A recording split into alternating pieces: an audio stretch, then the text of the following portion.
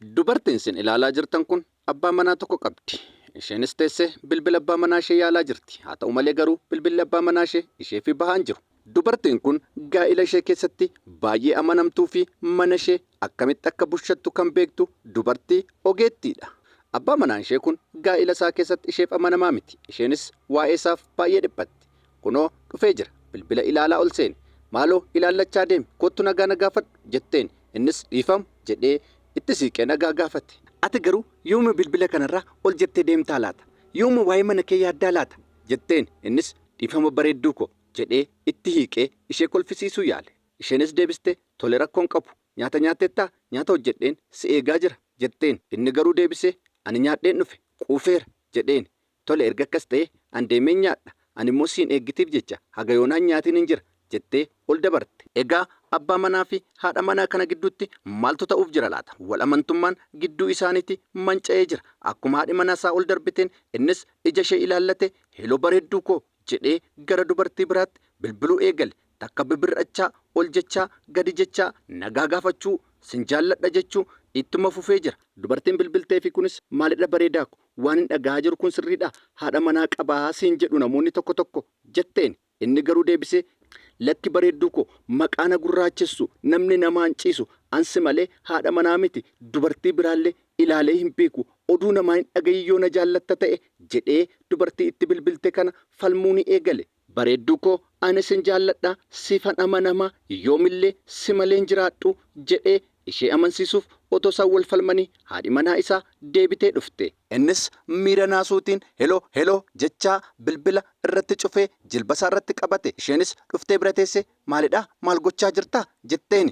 Innis wayin ilaalaa jira jedheen. Isheenis teessee ani garuu abbaa manaa koo garaan koo baay'ee na shakkaa jira. Namoonni ala kanaa waa'ee kee waa baay'ee jedhanii odeessaa jiru. Ani sin amana ta'e naman amana ta'e waliisaa wal ilaalaan jira jetteen. Qoy ani kanan jedhu maal siin jedhu namoonni jedheen.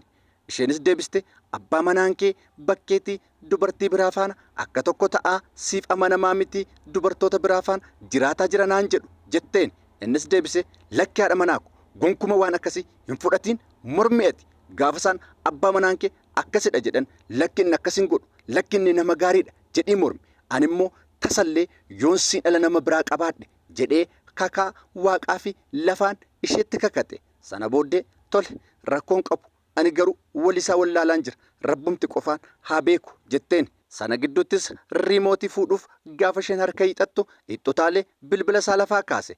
Isheenis maalidha anoo riimootii fuudhuufidha jetteen. Inni immoo anoo bilbilatu bilbila mensee jedhee bilbila isaa ilaallachaa deebisee lafa kaa'e. Itti fufees bareedduu koo ati oduu namaan dhagayin ani mana keenya jiraachifannaa gammachuun jiraannaa jedheen bakkee kana keessa hojiifan olii gadi fiigaa oola. Kanaafiyyuu odeessituu hin dhagayin sin jaalladha amma deemuufan jechaa jira jedhee maddiisee dhungatee bahee qajeele.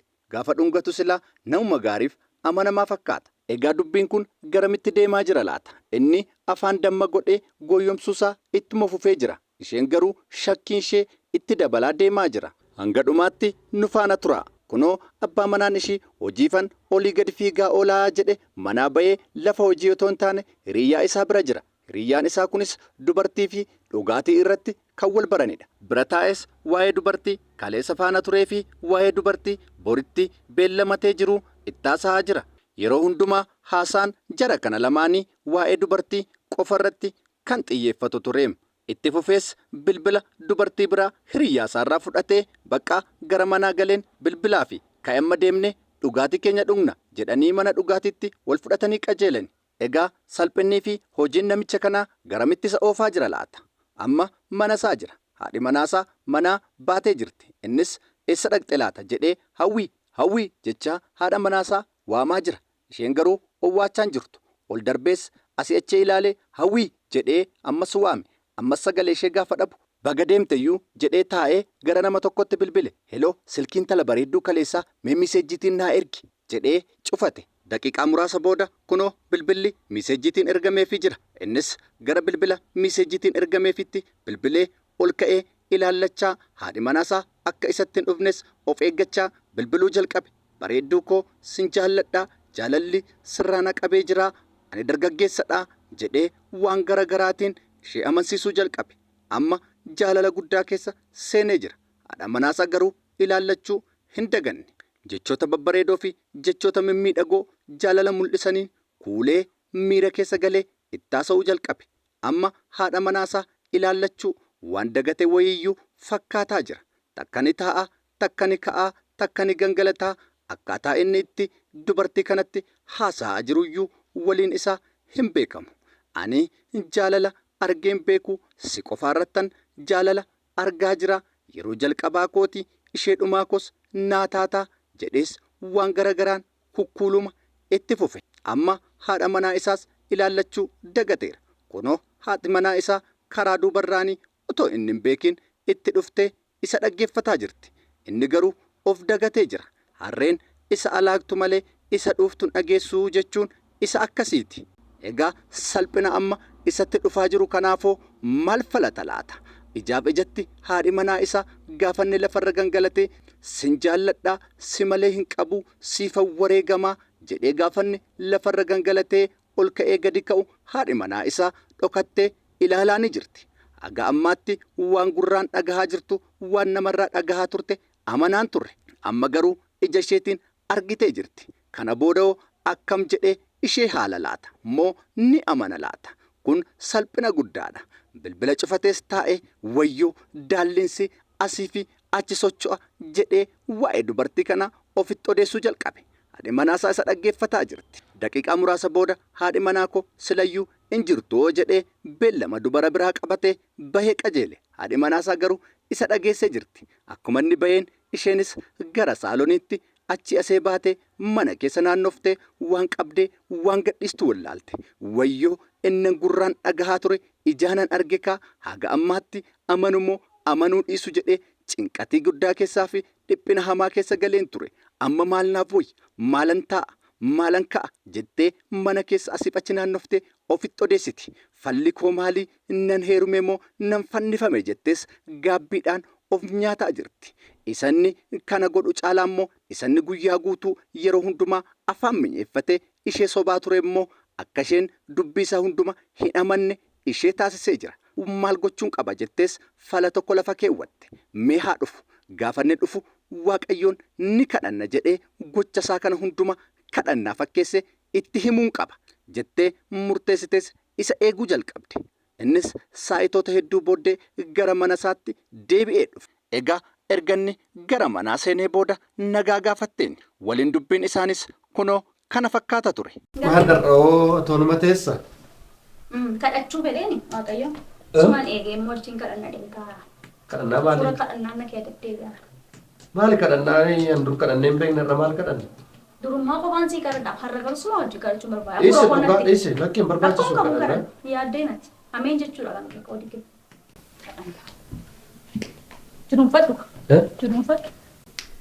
Ilaa warra haadha manaa mana kaanii. Tu siin galateeffatiin yaa fedhii fa manaa godhe. Galanni siif haa ta'u. Ameen jedhi kaa. Ameen. Warra haadha manaa mana kaanii gooftaa ala keessa lakkas naannaa jiraniif atumtachitti isaan hambisi abiddatti qabsiisi.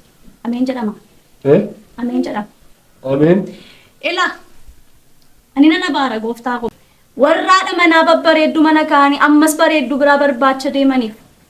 Ameen. Ameen. Silaa kee hin jirtu miti ati maa. Warra akkasii gooftaa koo achumatti walitti maxxansiiti hadoochii na hambisi gooftaa koo. Ameen jedhi sirriitti kanas. Ameen jechaa jirta miti? Shoo. Ilaa silaa nuti hin beennu haadha mana waliin. Homaa hin beennu nu mana kee oollaati beekta waddoo isaan oolan beekta. Atumti faradiiti gooftaa koo bakka akkaa keerra naa buuse. Ameen jedhi. Ameen. Ilaa mismaara shaaggataatti warra akkasii nan abaara ammayyuu. Jilbeenfadhu ammayyuu na guutaa jira wanti akkasii kun. Ani hin beeku. Waa malee nan guunne jedhati. Harka kee mulkaasudha. Mulkaasi. Abbaa manoolee akkasii kan koos dabalatee warra haadha manaa isaanii soban. Warra kakachaa soban. Kachachaltu warra kachachalan abidduma keetti na haroobsi. Na haroobsi abidda kee irratti. Ameen jedhi kaati. Ameen jedhi sirrii. Ameen. Inni ilaali ati. Ameen jette. Warra ollaa keenyaa jedhi gaafa kadhattu. Jechuun yoo siis dabalatee dhaqaa yoo goote jechuudha. Ilaa sobduu arraba ishee walitti naaxati. Ameen. Garaa koo dhaga'eerama. Hafuuratu na Fixxee. guute. Nan kadhadhanis. Maal? Ay naa dhufeeranis. Dhugaa na guuteenis nan kadhadha. Maarsi guute. Nan kadhadha lakki. Kadhachuun qabu. Karadhu. Hoo! Warra namatti faradanitti hin faradama dhabu dubbiin kee. Warra afaan guuttatanii achii gadee namatti faradan bakakkaan kee olii waaqarraa isaanitti faradu kaa. Ameen jedhatis. Haa faradhu ameen. Warra qulqulluu of fakkeessanii nama abaaraa oolan abaarsi baraa. Milishaa baraa, dikkeettii baraa. Yaa Rabbi, sukkaara hammaarra ani biyyoo hammaara. Ameen jedhatis. Ameen ameen. Maalin sodaatteen kee rageenyaan immoo hin sodaanne. Ameen. Bokoo isheen beektuun sodaatteedha. Warra afaan ishee bantee achii gadee jechan taane qaawwa ishee istee waa'ee namaas kadhattu. Muu jedhiini ati. Ameen. Kosii jedhiini ati. Ameen. Anillee cubbuu qaban mama cubbuu koyyuu sin kadhadha.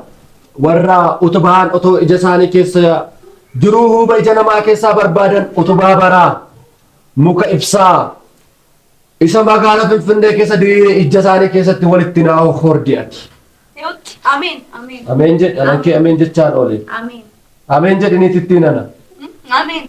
Ija isaanii samii keessa otoo ilaalanii gommaan xiyyaaraa balalii ija isaanii keessa naaf haa bu'u. Nama cubbuu kosin kadhadhe ati immoo qulqulluudha. Warra nuti qulqulluudha jedhan immoo ati yaa Waaqayyo gooftaan beektaa kadhata koolaa dhagayi. Ameen. Yaa abbaa keenya jenna. Yaa abbaa keenya. Waaqarra kan jiraattu humnis lamannis bara baraan ameen. Akkasumas Itti deebi'uun hin danda'amu kana booddee. xumurte. Xumureera. Kadhataa ollaa yaa abbaa keenyaatiin xumurre miti. Kadhat tokko. Tokko qofaadhaaf tokko. Ameen jettaa hin xumuru. Gadi jedhi. Yaa Waaqayyo. Ilaa. An dadhabduudha. Hamma hojii koo sin beekta waan an gochaa oolu sin argita. Lamaanuma keenyaafuu akka hojii keenyaatti ati nuuf kenni. Yaa Waaqayyo an kanuma duwwaan si kadhadha. Ameen. Egaa dubartiin kun ogummaa mataa ishee fayyadamtee balleessaa abbaa manaa ishee akkaataa inni sodaachuu danda'uu fi irraa deebi'uu danda'utti itti himtee jirti. Innis miira naasuun guutamee jira. Hojii isaa gatii beekuuf kadhanni ishee hundumtuu hojii isaa gatii ilaallatuuf fiigee hiriyyaa isaa bira dhaqe. Maaloo hiriyyaa koo anoo akkamittiin akkam fiigaa dhufe iyyuu hin beeku. Haadhi manaa koo har'a kadhannaa hin jirre narratti kadhatte anoo hamman si bira gahutti iyyuu nan du'aa laata jedhee otoon meeqa sodaadhuun fiigaa dhufe. Jedhee itti hime hiriyyaan isaa kunis maaltu si mudate jedheen haadhi manaa koo kadhata hin taane narratti kadhatte isheen kadhatte immoo hundisaa hojii makootii warra dubartii akkas godhan warra haadha manaa isaanii manatti dhiisan jettee narratti kadhatte anis immoo dirqamaan ameen jechaa gatiin turee fi ammamoo amman du'a jedhee du'aati koo eegaan jira maaloo maal naaf wayya jedheen. Hiriyyaan isaa kunis deebisee maaloo akkas taanaan salphina guddaa keessa jirta. Kanaaf iyyuu dafii dhaqiitii haadha manaa kee dhiifama gaafadhu. Waaqayyos immoo yooti haadha manaa kee dhiifama gaafattee dhiifama walii gootan cubbuu kee balleessaa kee hundumasaa dhiifama gatii sii godhuuf dafi galii haadha manaa kee dhiifama gaafadhu. Sana booda Waaqayyos dhiifama sii godha homayyuu hin taatu jedheen. Kan si dhibu immoo isheen balleessaa tokkoyyuu hin qabdu garraan miidhaa waan tokkollee hin beektu anatu balleessaa irratti hojjete anatu daba irratti hojjete jedhee hiriyyaa isaatti hime. Hiriyyaan isaas anillee haadha manaa kee irratti daba hojjedheeraa si gorseera gatii ta'eef anillee dhiifama nan gaafadha atis dhiifama gaafadhu jedheen. Innis tolee hiriyyaa koo galatoomi gara manaatti deebi'uun qaba jedhee nagaatti dhaamee fiigee gara manaatti deebi'e. Miirri naasuu fi miirri sodaa isa keessatti uumame keessaa cabuu hin dandeenye. Fiigee akkuma mana ga'eenis hawwii jedhee haadha manaasaa waame. Isheenis gaafa uwwaattu mee kottu mee gadi jedheen. Isheenis ni dhufte. Innis bareedduu koo lubbuu koo haadha manaa koo baay'ee sirratti yakka raawwadheera akkati dhiifama naaf gootu nan barbaada jedheen. Balleessaa isaa hundumas gadi fuudhee itti hime. Kadhannaan nuti walirratti kadhannes gaarii hin turre. Waaqayyoon waan hamaa akkasii jennee walirratti waamuu hin qabnu turre. Yooma balleessine iyyuu waan gaarii waliif yaaduu qabna turre. Kunis dogoggoradha. Waanan siif amanamuu didee dubartii biraafaan jiraachaa turellee hundisaa dogoggora kooti. Isa kanas balleessaa koo bareera dhiifama naaf godhi. Isa akkas jennee Waaqayyoon walirratti kadhanneefis Waaqayyo dhiifama nuuf godha. Bareedduu koo sin jaalladha jedheen. Isheen garuu dallansuu ishee keessaan baane. Inni garuu ka'ee jilba isheetti kufee maaloo haadha manaa koo dhiifama naaf godhi jedhee boo'ee ishee kadhate. Isheenis tolee ani dhiifama siif godheeraa garuu waan akkasitti lammaffuun deebi'iin jetteen. Egaa jaalalli jara kanaa dhiifamaan bakka isaatti deebi'ee walii galani. Viidiyoo kanarraa waan hedduu barattaniittu jedhee nan amana. Orjinaala viidiyoo kana daawwachuu warri barbaadan yuutuubii Mo'aa TV irraa mata dureessaa ni kadhanna jettanii sarchi gootanii argachuu dandeessu. yuutuubii kanas sabiskiraayib gochuu hin dagatinaa. Ana obboleessa keessan Waaqaan boonedha. Galatooma.